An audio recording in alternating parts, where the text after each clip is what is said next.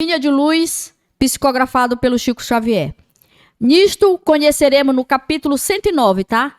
Nisto conheceremos o espírito da verdade e o espírito do erro. Primeira carta do apóstolo João, no capítulo 4, versículo 6.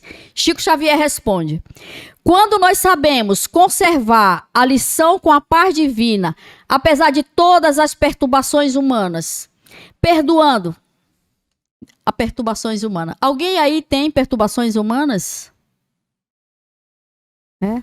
Porque tem muita gente que sofre de perturbação humana. Gente, eu não queria encontrar com essa pessoa agora. É muita perturbação, né? Mesmo com todas as perturbações humanas, perdoando quantas vezes forem necessárias ao companheiro que nos magoa, esquecendo o mal para construir o bem. Amparando com sinceridade os que nos aborrecem. Amparando com sinceridade os que nos aborrecem, cooperando espiritualmente pela ação e pela oração. Cooperando espiritualmente pela oração e pela ação, em benefício daqueles que nos perseguem e nos caluniam. Quanta sabedoria o Chico Xavier nos deixou, né? Se a gente conseguir ler direitinho, pausadamente, a gente vai aprendendo. Então, peraí, esse pessoal que está me perturbando, eu vou tentar ter maior cautela com eles, né? Devagar, devagar, devagar, vamos lá. Não é fácil. Guardando a fé como supremo poder, como uma luz inapagável no coração.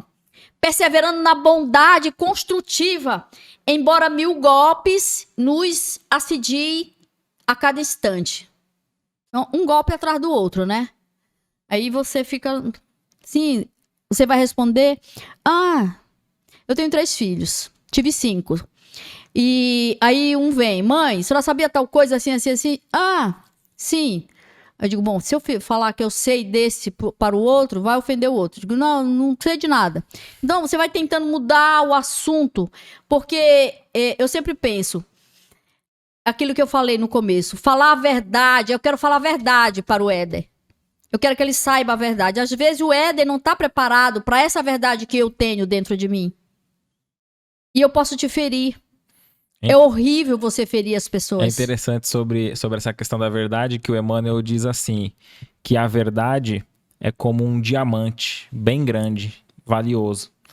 Você pode pôr numa caixinha, com um algodão em volta, pôr um lacinho e ofertar com calma na mão da outra pessoa. Ou você pode pegar aquele diamante e atacar na testa da pessoa com raiva, com força. A verdade continua sendo a verdade. O diamante continua sendo diamante. Então. Vai depender o modo, né? Há 1000 modos de se dizer a verdade sem ferir, né? Sem ferir. A dificuldade é que a gente, no ímpeto, na pressa, sem uma oração, uma vigilância, a gente escolhe geralmente aquela que fere, né? Aquela que fere. Quando ele fala que perseverando na bondade construtiva, embora 1000 golpes da maldade nos assediem a cada segundo, né? Então, carregando as nossas dificuldades como dádivas celestes. Então, carregando as nossas dificuldades como dádivas. Então, está recebendo uma dádiva. Porque você tem que aprimorar. Você tem que crescer. Você tem que exercitar. Como que eu vou fazer faculdade se eu não estudei? Né? Então, é um exercício. Isso aqui é um exercício.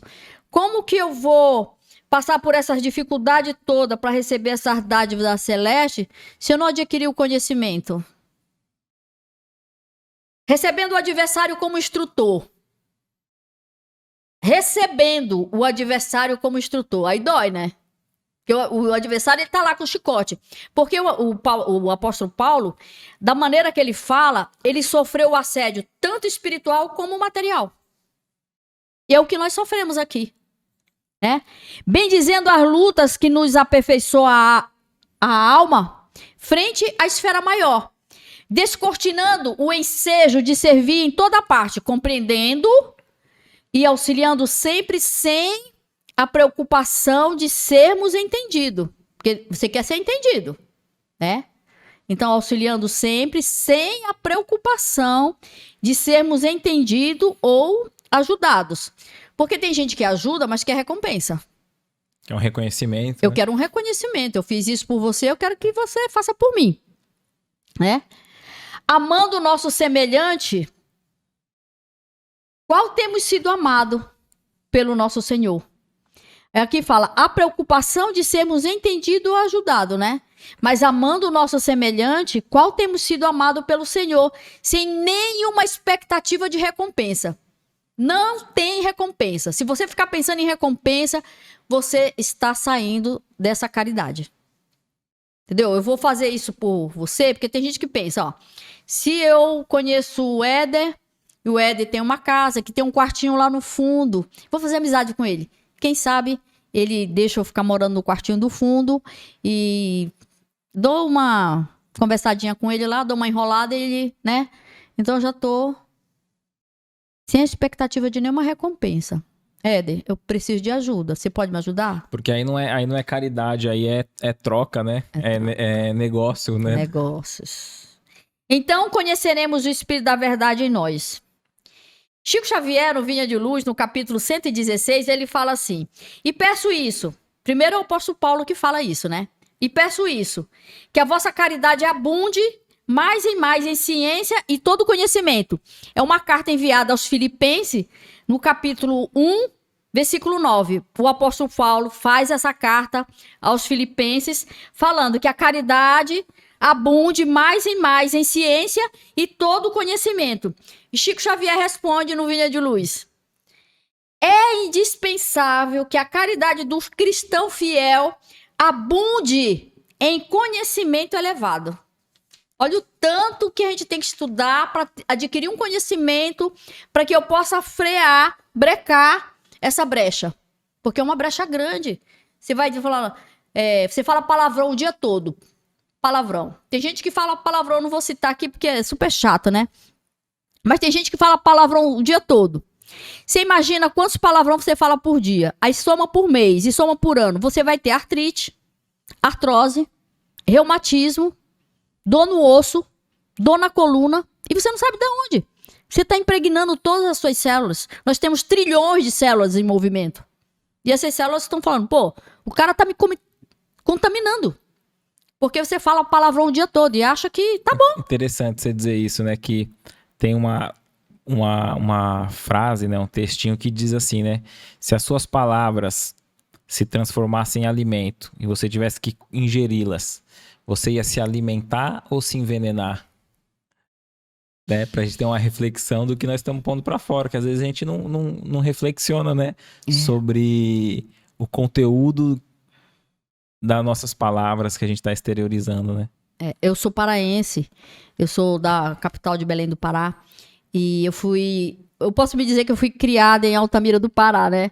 Porque eu fui pra lá com 18 anos, e naquela época, 18 anos era muito criança, então eu digo que eu fui criada em Altamira do Pará, porque foi lá que foi o maior trabalho, né? E eu sempre me envolvia com as pessoas que falavam muito palavrão, muito palavrão. Eu tomava cada susto, né? Eu não queria me envolver com esse tipo de palavrão. E eu ficava sempre pensando, eu tenho que ter muito cuidado. E quando eu vim morar aqui em São Paulo, eu trouxe 3 palavrões comigo que era do paraense mesmo, né? Que paraense, pra ele, aquilo não é palavrão, é o dia a dia dele, né? E eu trouxe 3. E eu tava numa fila de telefone que falava no orelhão pra falar com o meu pessoal lá no Pará, né? Tinha que ficar naquela fila. E eu comecei a falar esses palavrão que falava lá no Pará, que pra mim era tranquilo aquilo. Era uma gíria, né? É uma gíria, é normal. E uma senhora, muito educada, virou pra mim e falou assim, moça, a sua boca é muito suja. Eu falei pra ela, a senhora sabe com quem a senhora tá falando? A senhora tá falando com uma pessoa que foi formada nesses palavrão. Que pra mim isso aqui é normal. Ela falou, é horrível. É uma indecência. É uma imoralidade. Aí eu cheguei em casa, fui falar pro meu marido, ele falou, nossa, você falou isso, não pode falar, você tem que, sabe, ter mais disciplina. Quando eu saí de Altamira do Pará e vim morar aqui na Praia Grande, estado de São Paulo, foi como se eu tivesse saído de Altamira do Pará para os Estados Unidos. Eu vim aqui falar inglês, um linguajar totalmente diferente. Cultura, né? É uma cultura. Então, assim, eu fui pressionada a seguir em frente. Entendeu? Então, assim, a gente tem que pensar nas palavras. Então, esse momento de reflexão, a pessoa vem e te chama atenção. Aí você fala, pô, mas eu falo isso desde que eu nasci, né? Você acordava no berço falando essas palavras. Então você acha que é normal, mas não é. Olá, você acabou de assistir um corte do nosso episódio completo. Para ter acesso a esse vídeo na íntegra e entender o contexto geral do tema, acesse nosso canal Recomeçar Podcast Espírita. Também tem um link aqui em algum local desse vídeo. Se inscreva e ative a notificação.